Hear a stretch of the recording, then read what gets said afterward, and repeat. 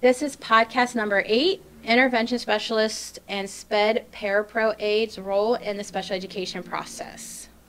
What is an intervention specialist role? So the intervention specialist's role is writing the IEP, facilitating the IEP meeting, working with students either on a pull-out or what we like to call resource room services or pushing into the classroom, collaborating with other service providers, and those service providers are your speech, your OT, your PT, as well as if there's outside service providers, you want to make sure you're collaborating with them. Making sure that documentation is provided in an order, because documentation is one of the most important things in special education, and making sure that you're keeping daily or weekly communication with the student's family. Communication is very vital, especially with people who are not always familiar with the special education process or the terminology, so making sure that you're keeping them aware of their students' progress. Okay, what is the SPED Parapro Aide role? It's very similar to the intervention specialist. They should be working together if there's one at each of the buildings. The only thing is that the Parapro is not going to be writing the IEP or facilitating the meetings. Mm-hmm. They're going to be working with the students more in the small group one-on-one. They may be communicating with the teachers, the IS, school staff, parents. That's part of it. And they're going to also be helping with the documentation of interventions and communication. We have contact logs for all the folders so that when you call a parent or you talk to a parent or you talk to a student, you document it. You put work samples in there.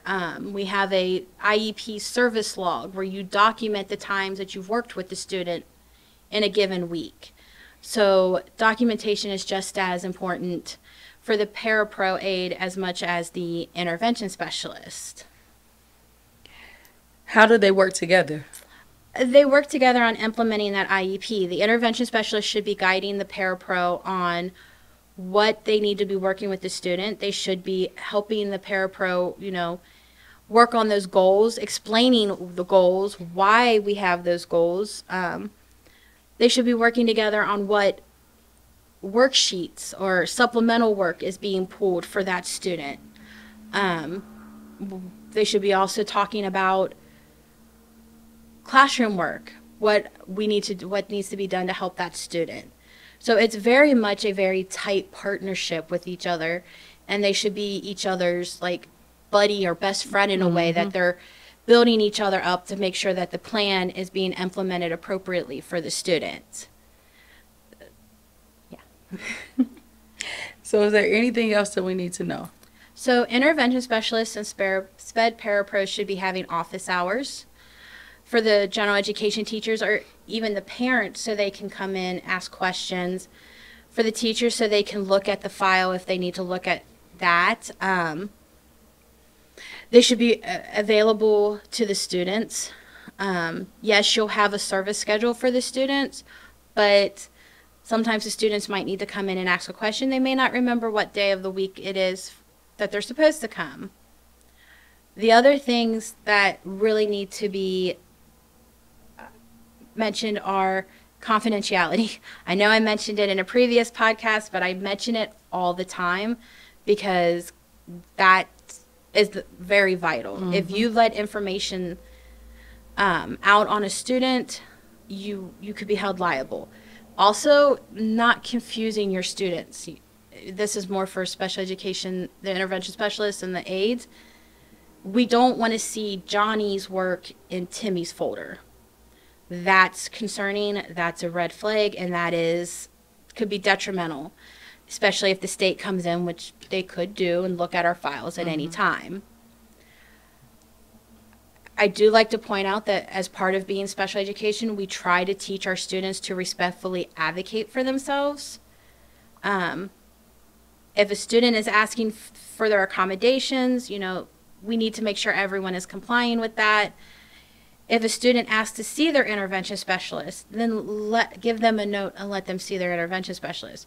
If it's becoming habitual and it's an abuse of a privilege, then we all will address that with the student in one meeting.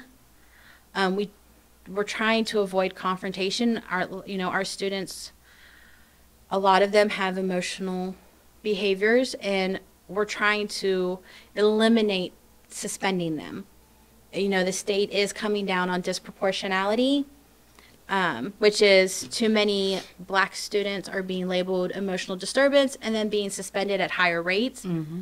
So we want to be conscious of those triggers that would get them suspended. The other thing is documentation. I've said it in previous podcasts. It's very important when you're working with a student with disability. Everything has to be documented by the state. That's not us, mandating that. That is the state of Ohio. So we have to document discipline. We have to document change of placement. Everything has to be documented, whether we like it or not. Right. And then I always like to say this as a closing, special education is a service. It's not a place. That's where that LRE comes into play.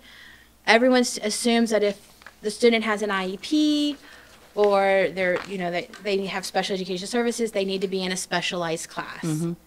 The least restrictive environment has made it that that's not the case. Special education is a service. We are providing service hours with those IEP goals to build skill gap, which leads me to my next point. The special education focuses on building skill gap in order to help understand the curriculum. But special education does not teach the curriculum. Right.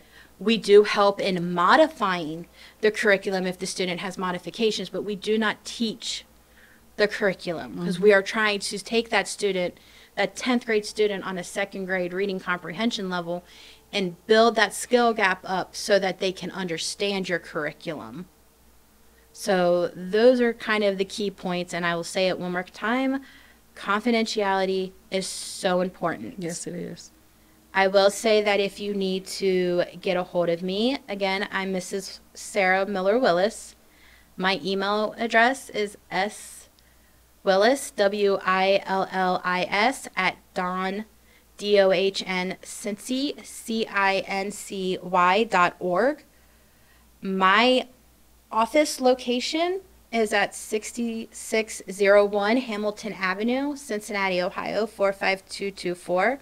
I do not have a phone yet, but I'm sure you could call here and someone would direct you. And you can reach out to me at any time with questions or concerns.